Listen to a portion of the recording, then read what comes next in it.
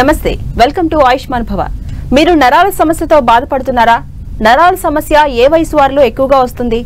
నరాల సమస్య ఉన్న వాళ్ళు తీసుకోవాల్సిన జాగ్రత్తలేంటి? నరాల సమస్యలకు పరిష్కార మార్గాలు వివరించేందుకు Yashoda hospitals senior neurologist doctor Shivaram గారు మనతో పాటు స్టూడియోలో ఉన్నారు. వారిని అడిగి మరిన్ని సలహాలు సూచనలు తెలుసుకుందాం. నమస్తే డాక్టర్. నమస్తే అండి. డాక్టర్, ముందుగా చెప్పండి, ఈ నరాల బలహీనత అనే ప్రాబ్లం ఎందుకు వస్తుంది? లక్షణాలు ఎలా ఉంటాయి? సో ఈ నరాల బలహీనత గురించి తెలుసుకోవాలనుకున్నప్పుడు మనం దాన్ని ఇంగ్లీష్లో పెరిఫరల్ న్యూరోపతి అని అంటాం అనమాట. ఓకే, అది ఫస్ట్ దాని గురించి అర్థం చేసుకోవాలంటే మన నరాలు ఎలా పనిచేస్తాయో తెలిస్తే మనకి ఇంకా దాని గురించి అర్థం అవ్వడం చాలా ఈజీగా ఉంటుంది.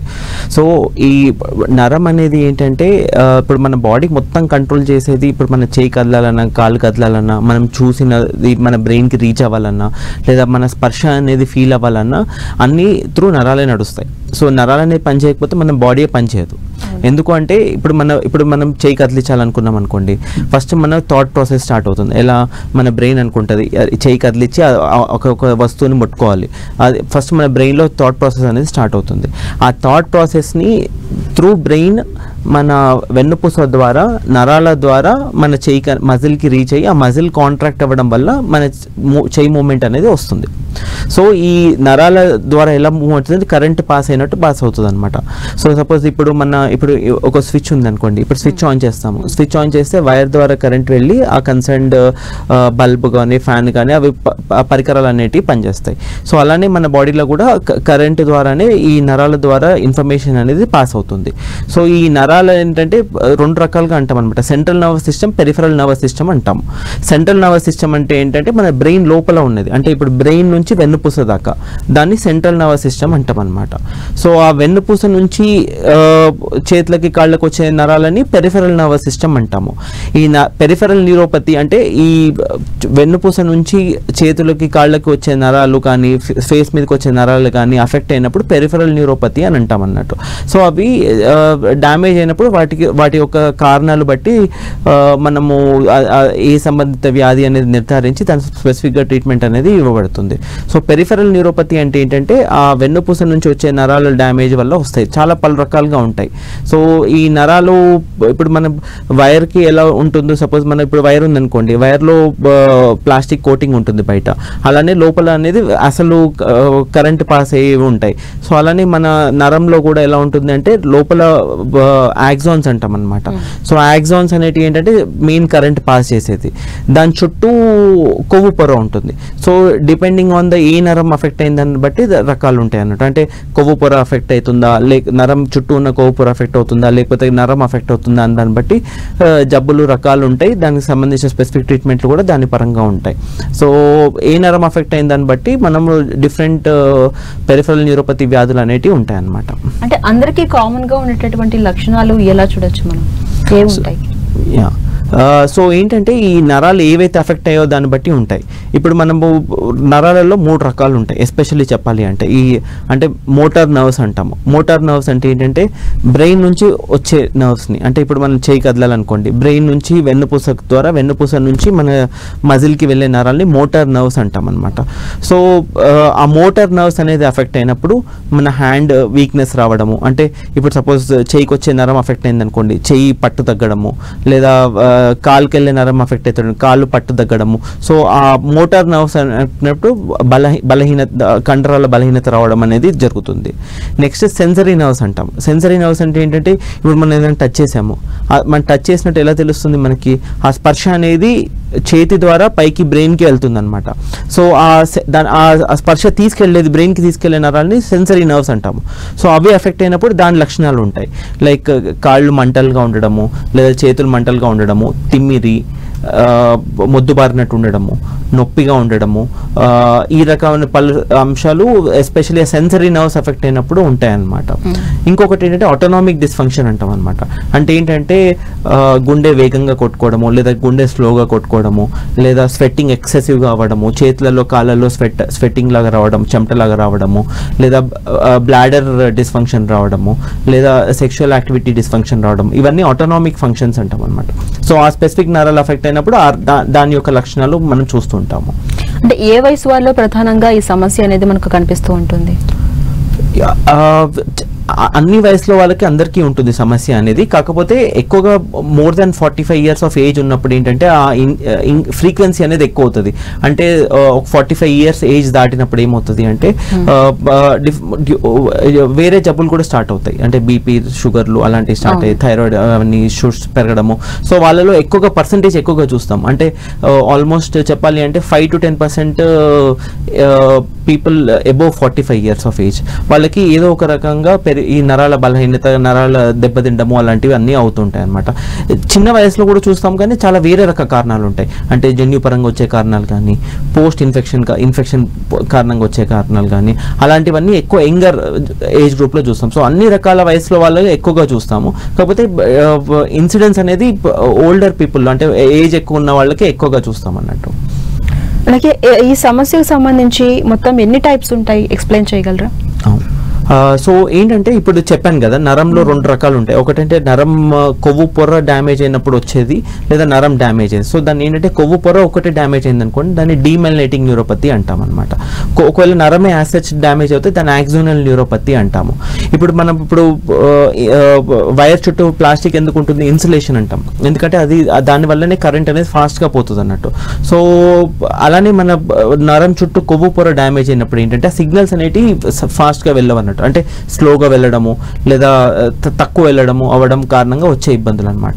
సో సేమ్ అలా మన బాడీలో కూడా కొవ్వు పొర డ్యామేజ్ అవ్వడం వల్ల వచ్చేదాన్ని డీమెల్నేటింగ్ న్యూరోపతి అంటాము. సో ఆ కొవ్వు పొర చాలా కారణాల వల్ల ఉంటుంది. సో ఆ కారణాల వల్ల కొవ్వు పొర డ్యామేజ్ అవ్వడం వల్ల కరెంట్ సరిగ్గా పాస్ అవ్వక, సో మన చేతుల కాళ్ళు స్పర్శ తగ్గడం, వీక్నెస్ రావడము, వేరే రకం ఆటోనామిక్ డిస్ఫంక్షన్, గుండె స్వెట్టింగ్ ప్లస్ బ్లాడర్ సరిగ్గా పనిచేయకపోవడము, ఇవన్నీ లక్షణాలు డీమెల్నేటింగ్ న్యూరోపతి వల్ల వస్తాయి. యూజువల్గా చాలా వరకు డీమెల్నేటింగ్ ట్రీటబుల్ కండిషన్స్ ఉంటాయి, కొన్ని హెరిడిటరీ కండిషన్స్ ఉంటాయి, అంటే జన్యుపరంగా వచ్చేటి. దాన్ని అయితే పెద్దగా ఏం చేయలేము జన్యుపరంగా వచ్చిన వాటికి. కొన్ని యాక్సోనల్ అంటే ఏంటంటే యాసెస్ నరం డ్యామేజ్ అవ్వడం వల్ల వచ్చేది. అది యూజువల్గా ఎల్డర్లీ పీపుల్లో కానీ, క్రానిక్ కండిషన్స్లో కానీ ఎక్కువగా చూస్తుంటాము. సో యూజువల్గా డీమెల్నేటింగ్ వాటికి కొంచెం బెటర్ ట్రీట్మెంట్ ఆప్షన్స్ ఉంటాయి, యాక్సోనల్ వాటికి కొంచెం తక్కువగా ఉంటాయి. సో ఏ రకంది అన్న దాన్ని బట్టి మన ట్రీట్మెంట్ ఆప్షన్స్ అనేవి మారుతుంది. అంటే ఇందాక మీరు చెప్పిన దాని ప్రకారం చూస్తే వయసుతో సంబంధం లేకుండా అందరిలోనూ కనిపిస్తుంది ప్రాబ్లం అంటున్నారు. కాబట్టి ఎస్పెషల్లీ చిన్నపిల్లలు మనం గమనించలేము లక్షణాల గురించి, వాళ్ళు చెప్తే గానీ మనకు తెలియదు. సో వాళ్ళు ఆ ప్రాబ్లం అనేది ఎలా ఉంటుంది, వాళ్ళలో ప్రభావం, లక్షణాలు ఎలా గుర్తుపట్టాలి? సో ఏంటంటే మన ఫస్ట్ ఏదైనా లక్షణం, ఏదైనా సిమ్టమ్ బట్టి ఉంటుంది. అంటే ఇప్పుడు ఏ రకం సిమ్టమ్ ప్రాబ్లం అంటే మొన్నటి వరకు బాగున్నారు, సడన్గా హ్యాండ్ వీక్నెస్, చెయ్యి పట్టు తగ్గడము, లేదా కాలు నడవలేకపోవడం కానీ, ఆర్ మనం వాళ్ళలో లక్షణాలు ఐడెంటిఫై చేయాలి మనం ఫస్ట్. అంటే యూజువల్గా పేరెంట్స్ ఫస్ట్ ఐడెంటిఫై చేస్తారు. అరే మొన్నటి వరకు బాగున్నాడు, సడన్గా నడవట్లేదు, ఇవాళ 2-3 రోజుల నుంచి సరిగ్గా నడవట్లేదు, ఆర్ చాలా రోజుల నుంచి కూర్చొని లేవడం ఇబ్బంది అవుతుంది, ఆర్ నడుస్తుంటే చొప్పు జారిపోవడం కానీ, చెప్పు గ్రిప్ లేకపోవడం కానీ, అదే శాండిల్స్ పట్టుకోవడంలో కానీ అలా గ్రిప్ లేకపోవడం కానీ, నడుస్తుంటే చొప్పు జారిపోవడము, తెలియకుండా చొప్పు జారిపోవడము, లేదా రాయేసేటప్పుడు పెన్సిల్ సరిగ్గా పెన్ ఆర్ పెన్సిల్ పట్టుకోలేక జారిపోవడం. సో అలాంటి సిమ్టమ్స్, లక్షణాలు ఉన్నప్పుడు మనం ఐడెంటిఫై చేయాల్సి ఉంటుంది, ఎస్పెషలీ యంగర్ పీపుల్లో. లేదా కొన్నిసార్లు మంటలు, తిమ్మిర్లు కంప్లైంట్ చేసినప్పుడు, అలాంటప్పుడు ఏంటంటే మనం ఐడెంటిఫై చేసి దాన్ని కరెక్ట్గా టెస్ట్లు అవి చేస్తే దాన్ని బట్టి మనం నిర్ధారించడానికి ఉంటుంది ఏంటి అని. అలాగే డాక్టర్, ఈ నరాల బలహీనతకు సంబంధించి ఆడవాళ్ళు ఎక్కువగా ఇంపాక్ట్ అవుతూ ఉంటారా, మగవాళ్ళు ఎక్కువగా ఇంపాక్ట్ అవుతూ ఉంటారా? కామన్ గా ఏమైనా సింటమ్స్ చెప్పగలిగితే ఎలాంటి టెస్ట్లు మనం చేసుకోవచ్చు? ఎక్కువ ఆడ మగ అని పెద్ద వ్యత్యాసం అయితే ఉండదు, ప్రిడామినెంట్లీ ఏజ్ పరంగా ఉంటుంది. కాకపోతే ఆడవాళ్ళలో వచ్చే కండిషన్స్ డిఫరెంట్గా ఉంటాయి. అంటే ఎక్కువ ఆటో ఇమ్యూన్ కండిషన్స్ అనేది మనము స్వయం పరిరక్ష వ్యాధి అంటాం కదా, అంటే మన బాడీ ఇమ్యూనిటీ మనకు అగేన్స్ట్గా పనిచేయడం కారణంగా వచ్చే ప్రాబ్లమ్స్. సో అవి ఎక్కువ మనం ఆడవారిలో ఎక్కువగా చూస్తుంటాము. సో కారణాలు డిఫరెంట్ ఉంటాయి. సో దాన్ని బట్టి స్పెసిఫిక్ ట్రీట్మెంట్స్ అనేది కూడా డిఫరెంట్గా వేరే రకంగా ఉంటాయి. సో ఆడవాళ్ళలో ఎక్కువ ఆటో ఇమ్యూన్ ప్రాబ్లమ్స్, మగవాళ్ళలో వేరే రకం కండిషన్స్, ప్రాబ్లమ్స్ అనేవి ఉంటాయి అన్నమాట. ఈ నరాల బలహీనతకు సంబంధించి ఏ టెస్టులు చేసుకుంటే మంచిదని చెప్తారు? సో ఫస్ట్ ఏంటంటే సిమ్టమ్స్ బట్టి అండి. సో ఫస్ట్ ఏ సిమ్టమ్స్ స్టార్ట్ అయినాయి అనేది ఫస్ట్ మనము హిస్టరీ అంటే మనం వారు ఎవరైతే పేషెంట్ ఉన్నారో వాళ్ళని అడిగేసి తెలుసుకుంటాం ఫస్ట్ ఎట్లా స్టార్ట్ అయింది సిమ్టమ్స్ అనేది. ఆ సిమ్టమ్స్ బట్టి మనం స్పెసిఫిక్ టెస్ట్ అనేది చేస్తాం అన్నట్టు. సపోజ్ యూజువల్గా ఏంటంటే నరాల పరీక్ష చేస్తాం, NCS అంటాం, నర్వ్ కండక్షన్ స్టడీస్ అంటాం. అదేంటంటే మనం కరెంట్ పాస్ చేసి చూస్తాం అన్నట్టు. అంటే కరెంట్ ఎలా ట్రావెల్ అవుతుంది, ఫాస్ట్గా పోతుందా, స్లోగా పోతుందా, మొత్తం పోతుందా, లేకపోతే ఏమైనా బ్లాక్స్ లాగా అంటే కండక్షన్కి నరం కరెంట్ ప్యాసేజ్కి ఏమన్నా బ్లాక్ లాగా వస్తుందా అని నరాల పరీక్ష చేసి తెలుసుకుంటాం. అవే కాకుండా కొన్ని రకాల బ్లడ్ టెస్ట్లు ఉంటాయి. సో ఎందుకోసం వచ్చింది అంటే షుగర్ కారణంగా వస్తుందా, థైరాయిడ్ ప్రాబ్లం ఉందా, బీపీ కారణంగా ఉందా, ఏ కారణంగా వస్తుంది అనేది మనము కొన్ని టెస్ట్ల ద్వారా చేస్తాం. కొన్నిసార్లు B12 డెఫిషియన్సీస్ వల్ల వస్తాయి. సో B12 టెస్ట్ అవి చేస్తాము. సో ఏ రకంగా వస్తుంది అనేది దాని ద్వారా తెలుస్తుంది. నెక్స్ట్ నిజంగా ప్రాబ్లం ఉంది అని తెలిసింది మనకి నరాల పరీక్ష ద్వారా అంటే అది చూడడానికి అంటే మనకి నరాల పరీక్షలో ఏంటంటే ప్రాబ్లం ఉందా లేదా తెలుస్తుంది. సో తర్వాత ఏం చేస్తామంటే ఎందుకోసం వస్తుంది అంటే అక్కడ ఒత్తిడి వల్ల వస్తుందా లేకపోతే ఏమైనా ఇన్ఫెక్షన్ కారణంగా వస్తుందా చూసుకోవడానికి కొన్ని వేరే ఇమేజింగ్ స్టడీస్ చేస్తాం. అంటే ఫస్ట్ అల్ట్రాసౌండ్ నర్వ్ అంటాం అనమాట.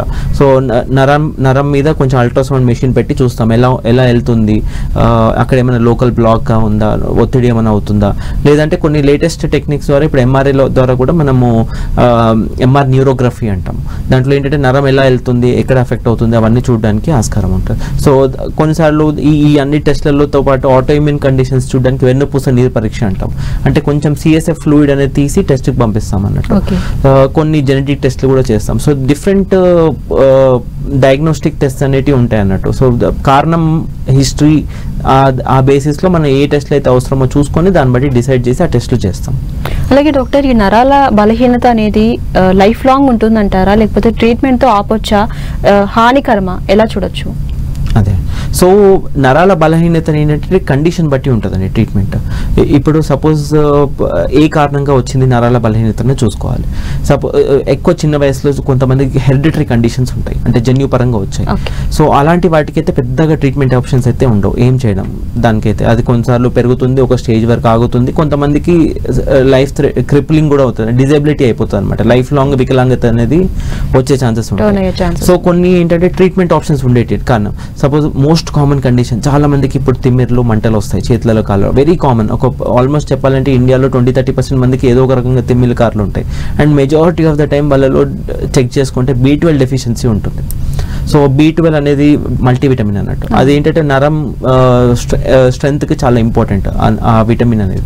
సో ఆ డెఫిషియన్సీ కారణంగా మనము కాళ్ళలో తిమ్మిలు రావడము, మంటలు రావడం ఉంటుంది. సో ఆ టెస్ట్ స్పెసిఫిక్గా చేసేసి B12 తక్కువ ఉందనుకోండి, సో సప్లిమెంటేషన్ ఇస్తే చాలా మందికి బెటర్ అయిపోతారు. So that's very common treatable condition. అంటే అది చిన్న సింపుల్ సొల్యూషన్తో మనం ట్రీట్మెంట్ అనేది ఇవ్వగలకు ఉంటుంది. ఎందుకంటే చాలా మంది ఇప్పుడు ఎక్కువ చూస్తాం ఎందుకంటే ప్యాంటోసిడ్ టాబ్లెట్లు, యాంటాసిడ్ టాబ్లెట్స్ వేయడము. దీని కారణంగా ఏంటంటే B12 డెఫిషియన్సీ అనేది చాలా పెరిగిపోయింది. ఇప్పుడు ప్రతి దానికి మనం యాంటాసిడ్ టాబ్లెట్ వేసుకుంటాం. సో అబ్జార్ప్షన్ అనేది ఏంటంటే యాంటాసిడ్ వల్ల కొంచెం B12 డెఫిషియన్సీ అనేది వస్తుంది అనమాట. ప్లస్ షుగర్ టాబ్లెట్స్ కొన్ని కారణంగా కూడా B12 డెఫిషియన్సీ అనేది వస్తుంది. సో B12 డెఫిషియన్సీ అనేది సింపుల్ కండిషన్, అది ఐడెంటిఫై చేసి ట్రీట్మెంట్ ఇస్తే ఇమీడియట్గా ఇంప్రూవ్మెంట్ అనేది వస్తుంది.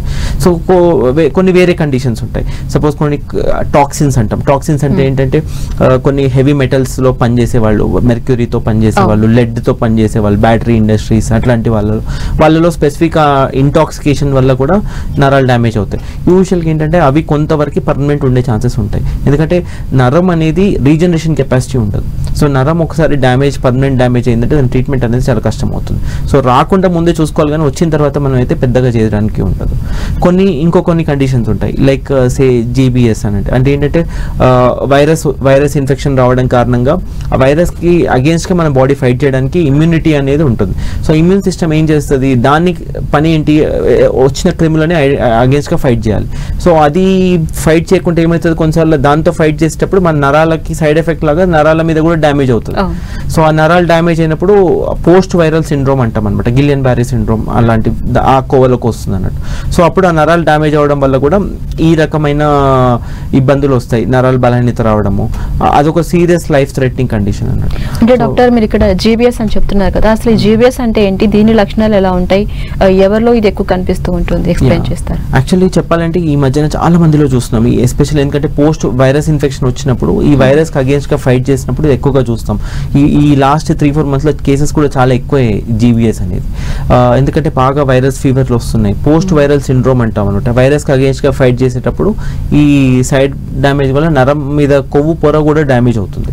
ఆ కొవ్వు పొర డ్యామేజ్ అవ్వడం వల్ల ఈ రకమైన లైఫ్ థ్రెటనింగ్ కండిషన్ అన్నట్టు. అంటే ఏంటంటే నరాల బలహీనతల్లో చాలా వరకు అంత ఎమర్జెన్సీ ఉండవు, బట్ ఈ ఒక్క జీబీఎస్ మాత్రం ఇట్స్ లైఫ్ థ్రెటనింగ్ కండిషన్. ఎందుకంటే నెగ్లెక్ట్ చేస్తే మాత్రం కొన్నిసార్లు ప్రాణానికి అపాయం కూడా అయ్యే ఛాన్సెస్ ఉంటాయి.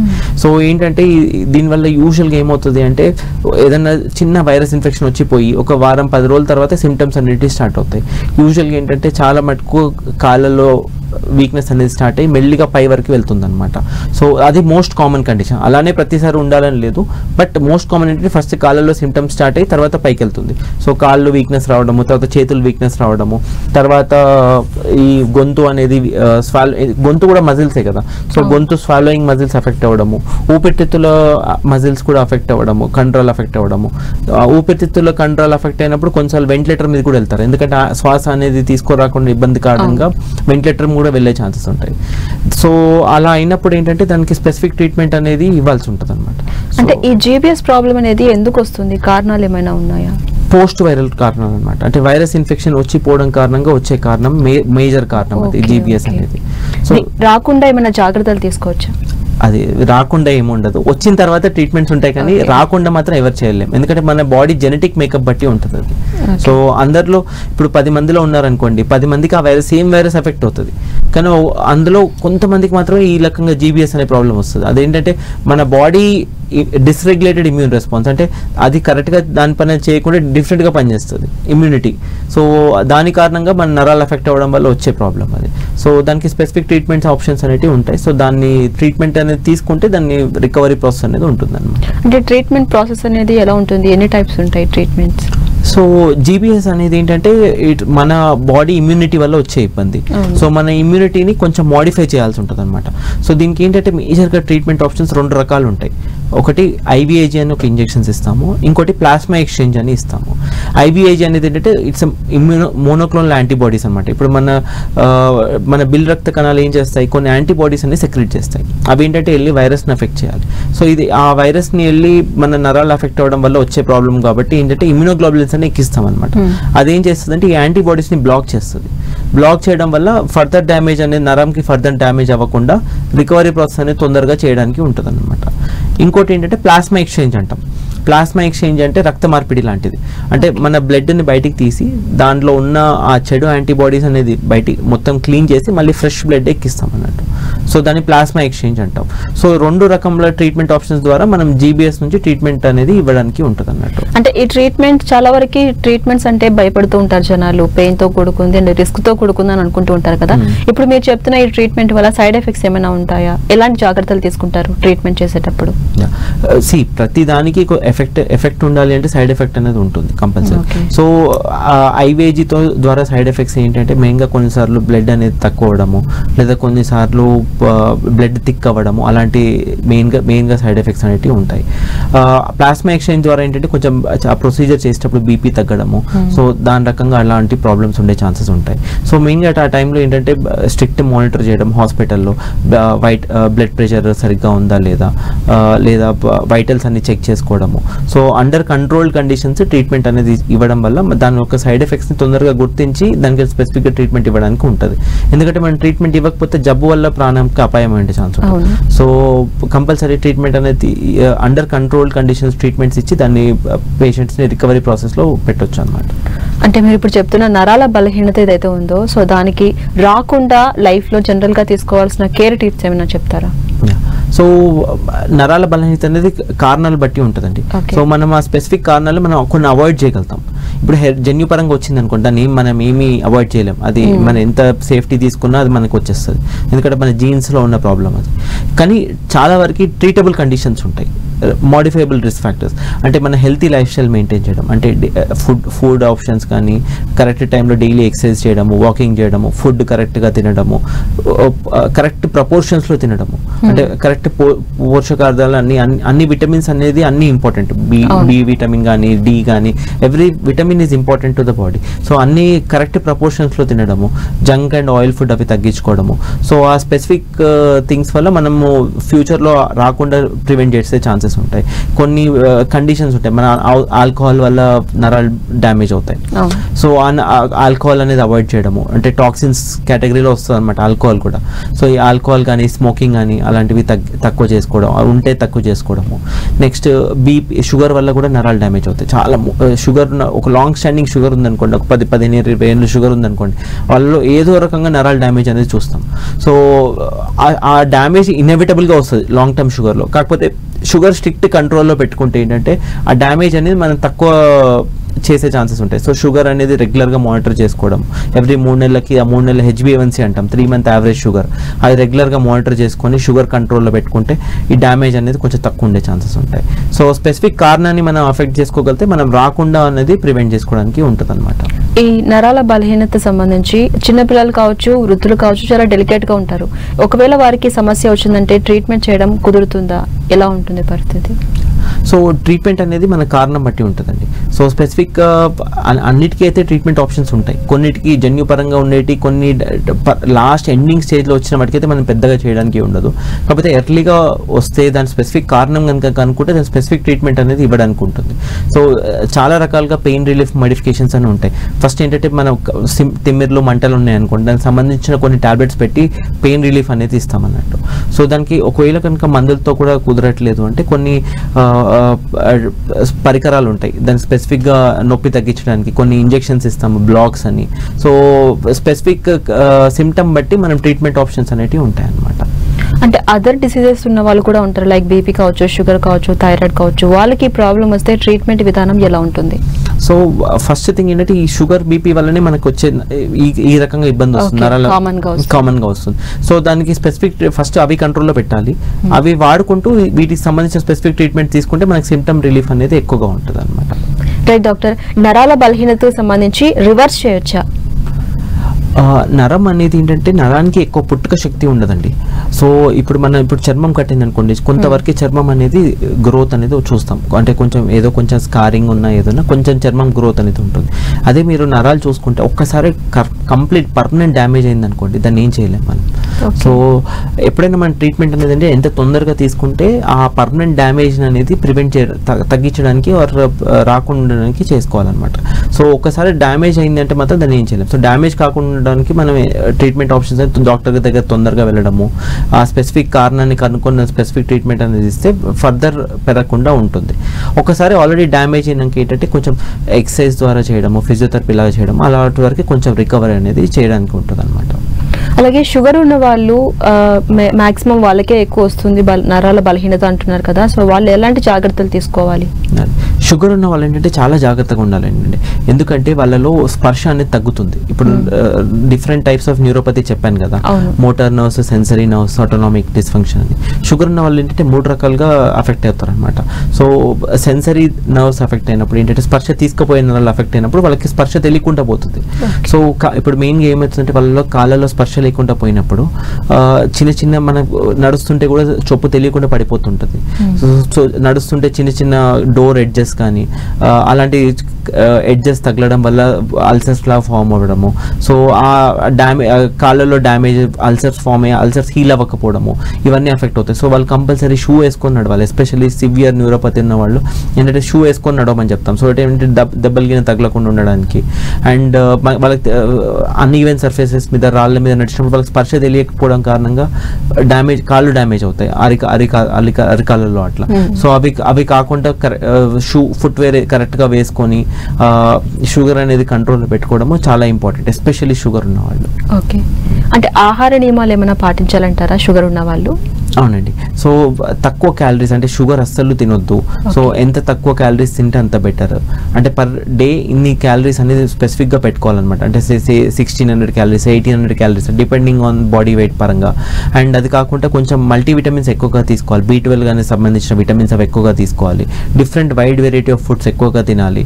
అండ్ ఈ ప్రికాషన్స్ అనేది తీసుకుంటే మనం షుగర్ ఉన్న వాళ్ళు కొంతవరకు మనము ఫర్దర్ డ్యామేజ్ కాకుండా ప్రివెంట్ చేసుకోవచ్చు. అలాగే డాక్టర్, నరాల నరాల బలహీనత ఉన్న వాళ్ళకి ఫిజియోథెరపీ ఇవ్వచ్చు అంటారా? అవునండి. సో ఎస్పెషల్లీ ఏంటంటే ఒకసారి ట్రీట్మెంట్ ఆప్షన్ నరాల బలహీనత ఐడెంటిఫై అయింది, సో దానికి స్పెసిఫిక్గా ట్రీట్మెంట్ అనేది ఇస్తాం. స్పెసిఫిక్గా మందులే కాకుండా ఏంటంటే ఫిజియోథెరపీ అనేది చాలా ఇంపార్టెంట్ అనమాట. ఫిజియోథెరపీ ఏంటంటే ఊరికే మెషిన్ పెట్టడం కాకుండా దానికి సంబంధించిన స్పెసిఫిక్ కండరానికి ఎక్సర్సైజ్లు చేయడము. ఎందుకంటే ఎక్సర్సైజ్ చేస్తుంటే ఏంటంటే ఉన్న నరం డ్యామేజ్ అయిందని ఏం చేయలేం, కానీ ఉన్న వేరే నరాలు ఉంటాయి కదా, దాన్ని స్ట్రాంగ్ చేసుకుంటే ఏంటంటే దాని కంపెన్సేషన్ అనేది చేయొచ్చు అనమాట. అంటే డ్యామేజ్ అయిన నరాన్ని కంపెన్సేట్ చేసుకోవడానికి మనకు ఆస్కారం ఉంటుంది ఫిజియోథెరపీ ద్వారా. అలాగే డాక్టర్, జీబీఎస్ లో కాకుండా ఈ 3 నెలల్లో మీరు అనేక రకాల వైరస్లు చూసానని చెప్తున్నారు కాబట్టి జీబీఎస్ లో కాకుండా ఇంకా నరాలను దెబ్బతీసే వైరస్లు ఏమైనా ఉన్నాయా? చాలా రకాల వైరస్లు నరాలను అఫెక్ట్ చేస్తాయి. సో ఏంటంటే జీబీఎస్ఏ కాకుండా మనం బెల్స్ పాల్సీస్ అని చూస్తున్నాం అనమాట. సో బెల్స్ పాల్సీ ఏంటంటే ఫేస్ యొక్క నరాన్ని అఫెక్ట్ చేయడం వల్ల మూతి వంకరగా పోవడము, ఫేషియల్ పెరాలసిస్ అంటాం. సో అది కూడా ఎక్కువగా ఈ మధ్య కాలంలో మనం ఎక్కువగా చూస్తున్నాం, బెల్స్ పాల్సీ అంటాం. ఓకే. సో నరాల సమస్య అంటే ఏంటి, నరాల బలహీనత లక్షణాలు ఎలా ఉంటాయి, దానికి ట్రీట్మెంట్ ఎలా ఉంటుంది, ఏ వయసు వారిలో ఇది ఎక్కువగా వస్తుంది, ఆడవాళ్ళలో ఎక్కువగా కనిపిస్తుందా, మగవాళ్ళలో ఎక్కువ కనిపిస్తుందా, ఏ ట్రీట్మెంట్ విధానాలు ఉన్నాయని చెప్పేసి డాక్టర్ శివరామ్ గారి ద్వారా మనం తెలుసుకుందాం కదా. ఎక్స్ప్లెయిన్ చేసినందుకు thank you so much doctor. Thank you అండి. చూసారు కదా, ఇది ఇవాల్టి ఆయుష్మాన్ భవ.